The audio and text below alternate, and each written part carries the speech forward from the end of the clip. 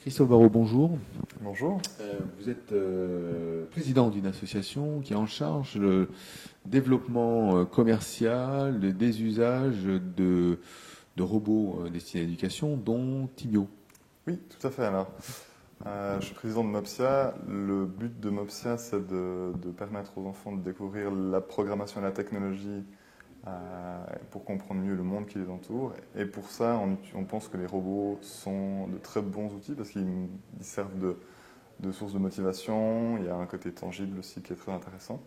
Et du coup, Mopsia, ça a été créé dans la foulée de Timio, on va dire, qui est un robot qui vient d'une université en Suisse, le PFL, et qui a été créé pour s'occuper des aspects industriels et commerciaux de Timio afin de pouvoir déjà avoir une production fiable et des objets de bonne qualité et ensuite une distribution efficace tout autour du monde.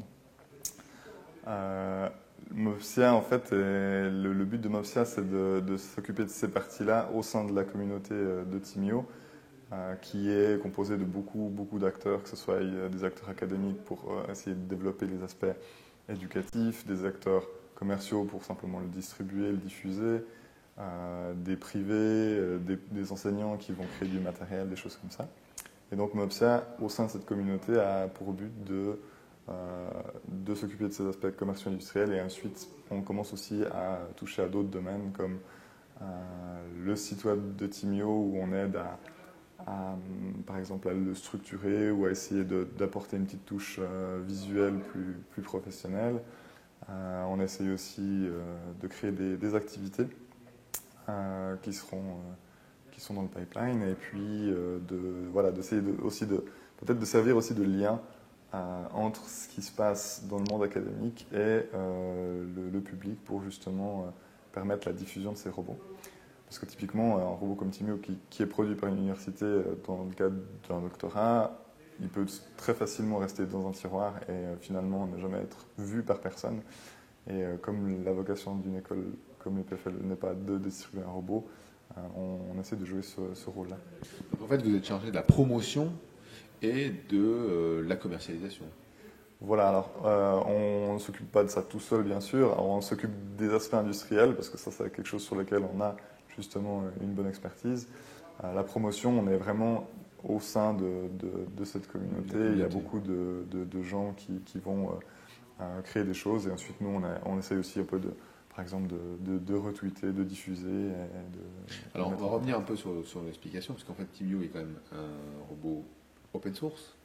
Mais bon, tout le monde ne peut pas le fabriquer. Voilà, c'est pour ça que quelque part vous existez. Exactement, voilà. Le robot est open source.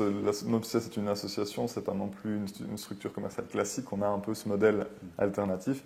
Mais c'est vrai que Timio, vous prenez Poppy, c'est plus facilement faisable. Vous avez une imprimante 3D, vous achetez les servomoteurs, vous le montez, ça marche très bien. Timio, ça sera beaucoup plus compliqué d'avoir quelque chose de robuste.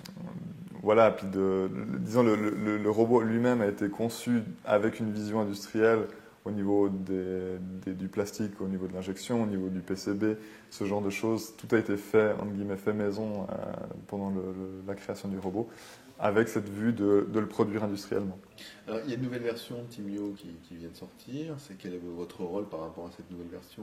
Alors, Mopsia a participé en partie au développement, à finaliser par exemple certains morceaux de firmware ou de software qui vont avec le robot, toujours au sein de cette communauté. On a aussi, notre rôle, ça a été aussi de l'amener à l'industrialisation, donc de passer des certifications par exemple, de créer une nouvelle boîte, de pouvoir ensuite le diffuser dans le réseau actuel de distribution.